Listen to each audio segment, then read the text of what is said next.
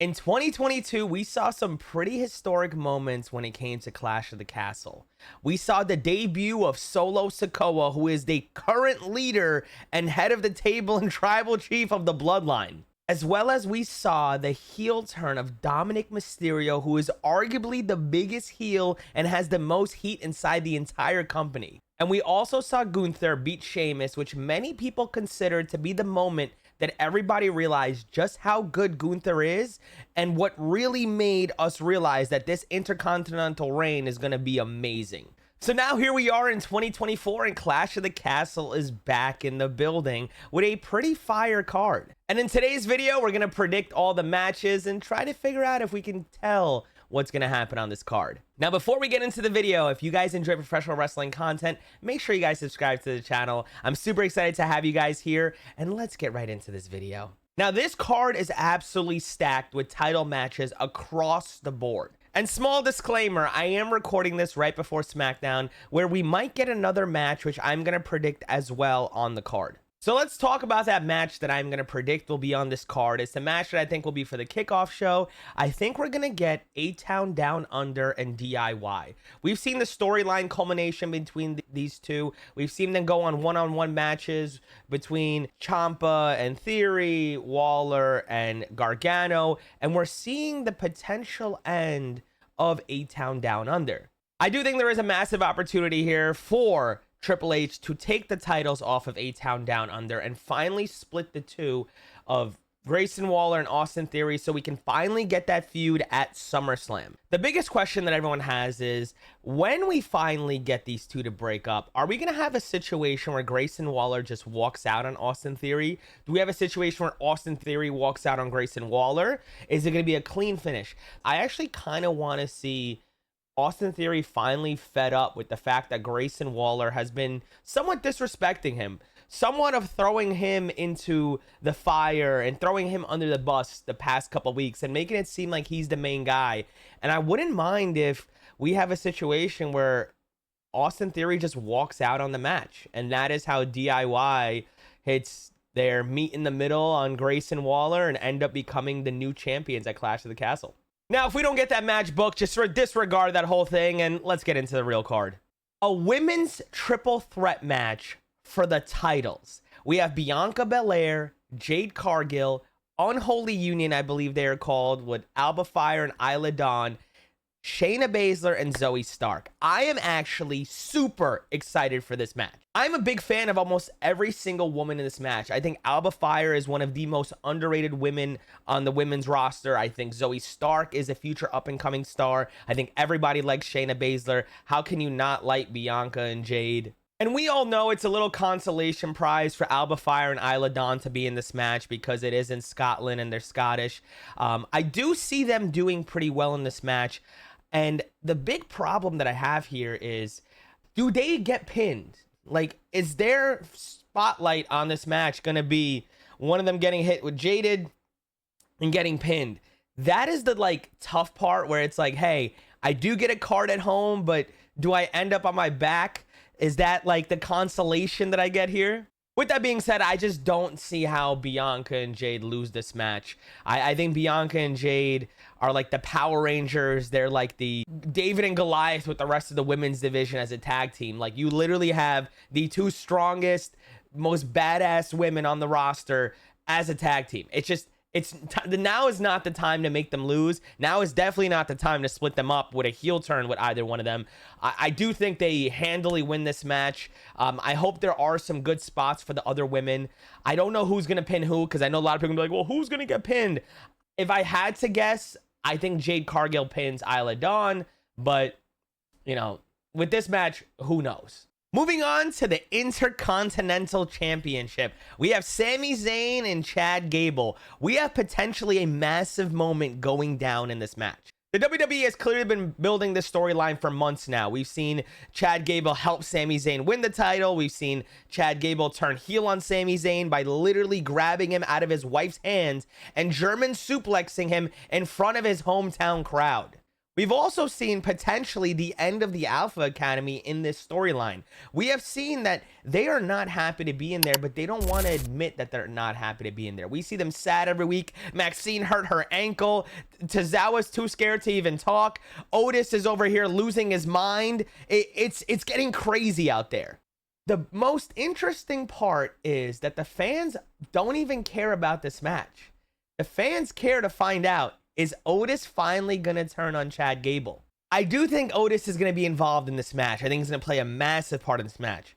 The problem is, I think he's going to take out Sami Zayn in this. I think Chad Gable is going to be our new WWE Intercontinental Champion. And I think that what's going to happen is, for somehow, some way, Otis is going to get into a fit of rage, and people are going to think that he's going to attack Chad Gable. He's going to attack Sami Zayn, and he's going to end up helping Chad Gable become your new WWE Intercontinental Champion. Now, I know, you guys are going to say, but Alan, they need to finish the story with Otis. They're going to keep milking this thing. I do think eventually when he does turn on him, there is going to be the most insane pop. And I do think we're going to get an Otis against Gable match, which I do think Gable's still going to win that feud. But that is a little bit down the line. So, Otis, today you're still going to be in the Alpha Academy. Now on to the WWE Women's Championship. I was so excited to finally have Bayley on TV, where it's not a 10-second segment where she's knocked off in the background backstage. I do not understand how they are disrespecting Bayley after having such a massive story with Damage Control and such a massive moment at WrestleMania, where they're not even giving the woman TV time. I do not understand what Triple H is doing with her. I don't understand what the storyline is with her, but we need to talk about this match. Piper Niven is the hometown hero in this situation, but she is the villain and Bayley is the favorite. And I do think we're going to hear some, hey, Bayley. Ooh, I want to know if you'll be my girl. I do think we end up hearing that in Scotland. I actually do think Bayley is going to win this match, and I think it's going to be Chelsea's fault, because I think Chelsea's going to try to distract Bayley somehow, some way. It ends up messing up Piper Niven, and Bayley ends up winning this match. But I really hope that we start getting more of Bayley, and I do hope we get more of Piper Niven. I think that promo that she cut right before, well, the past Friday was really good. We got to see a more sinister, evil, and more like believable of a super heel character when she was on the mic. I don't see this match getting too much TV time, even though I think it should get a lot of time. I don't see it running more than 10 to 15 minutes. Like I said, I do think Bayley wins this, because I think Bayley versus Nia Jax is going to be an amazing feud at SummerSlam. Now, the biggest question that I had for this card is I wanted to know, will the WWE Championship be the main event of this card? I can't remember the last time where Roman Reigns defended the title in a one-on-one match and he was not the main event, outside of like a Royal Rumble or I think a Money in the Bank. I can't think of a single time where there wasn't a cool like stipulation match that the card was named after, that the WWE Championship wasn't the main event. And I think this card, he's not main eventing.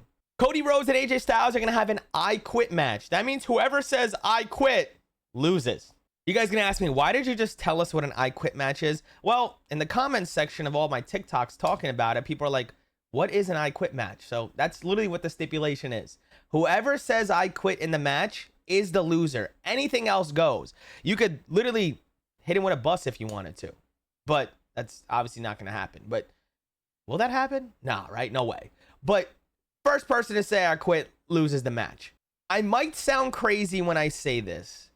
I don't think Cody Rhodes needs to win every single feud he is in by winning every single match. I'm okay with having feuds with Cody Rhodes, like a Brock Lesnar type situation. He wins the first one or loses the first one, gets a second one, and we get a third blow off. I wouldn't mind AJ Styles winning this match, but he has to do it some funky way.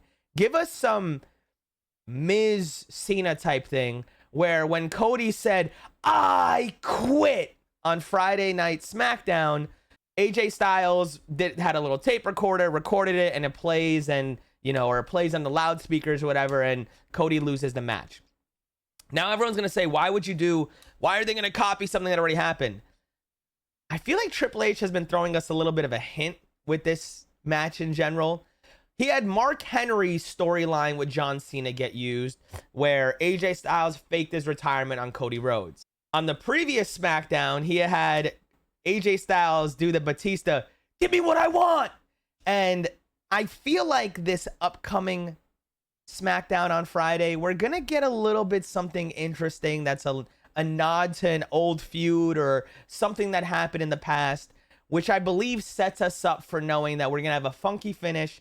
And whether the OC comes out and like plays something on their iPhone, or because they're not going to use a tape recorder, or something gets played on that loudspeaker where it says I quit, or they have Brandy saying I quit for him or something. I don't know. I do see a potential way where they do that and they have AJ Styles win, and at SummerSlam we get maybe a Hell in a Cell, maybe a steel cage so no one else gets involved, you know, and last man standing, something that blows off this feud, because I think it's very obvious that Cody Rhodes has no equal on SmackDown right now, and they don't know the direction they're going in with Cody Rhodes. So I think they're going to want to keep this little feud going, and if AJ Styles says I quit in this match, you can't have a third match with this. It's just impossible. So my final thoughts on that match, I do think AJ Styles does win. I do think it's a weird finish. I do think it's going to be some finagling.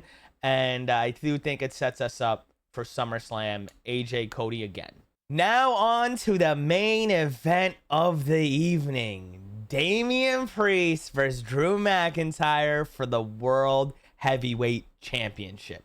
Now this past Monday, we saw Finn Balor lose to Drew McIntyre in a singles match, which means there is no Judgment Day allowed ringside at this match. Does that mean that they're not going to interfere somehow, some way? I mean, let's not act dumb here. I do think that one of them will be there. I wouldn't be surprised if it's JD. I think that he makes the most sense, but who knows? How does this match go? I have a few theories. I'm going to say them all out to you, and then I'm going to say what I think will actually happen. Theory number one, I think Drew McIntyre ends up just beating Damian Priest and reclaiming the World Heavyweight Championship in front of his hometown fans in a pretty good match. I don't think that's happening. Theory number two, CM Punk comes in and costs Drew McIntyre the match. Whether he's under the ring, whether he just distracts him, whether he gets Drew McIntyre disqualified, somehow, some way, CM Punk gets in the way.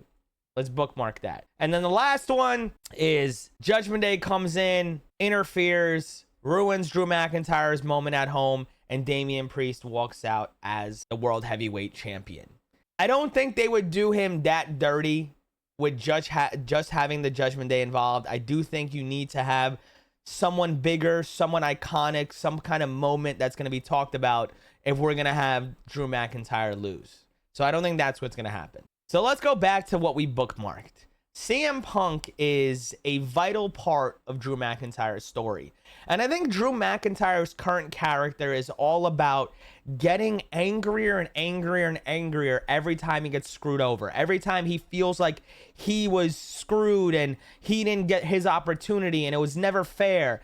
And I think that this is going to be the final straw. I think that CM Punk finally breaks Drew McIntyre by somehow, some way getting involved in this match. And Drew McIntyre is going to lose his mind.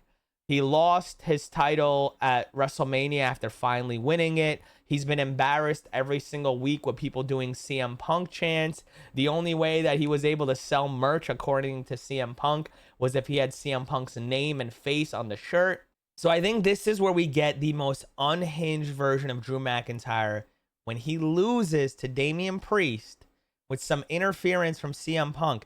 And I don't know if CM Punk's going to be there. I don't know if we see him on the Titantron. I don't know if he does something weird. I don't know, whatever. I would love if CM Punk is there and gets involved. I think that the pop, especially for the main event, would go crazy. And I don't see them taking the belt off Damian Priest yet. I think that they've realized just how good Damian Priest is as the World Heavyweight Champion. I just think they realize just how much they think Gunther versus Damian Priest is going to cook when it comes to SummerSlam if Damian Priest makes it that far. Now, overall, I think Clash is going to be an amazing card. I think that they have absolutely stacked this card with the title matches. I think we're going to get a culmination of a lot of stories finally finishing. I do think that when Sami Zayn and Chad Gable match ends, I do think that is going to be the end of their feud. I don't think they can keep really running that story, especially after Chad Gable takes the title off him. I do think we are going to be going in a different direction where he goes towards the Bronson Reed.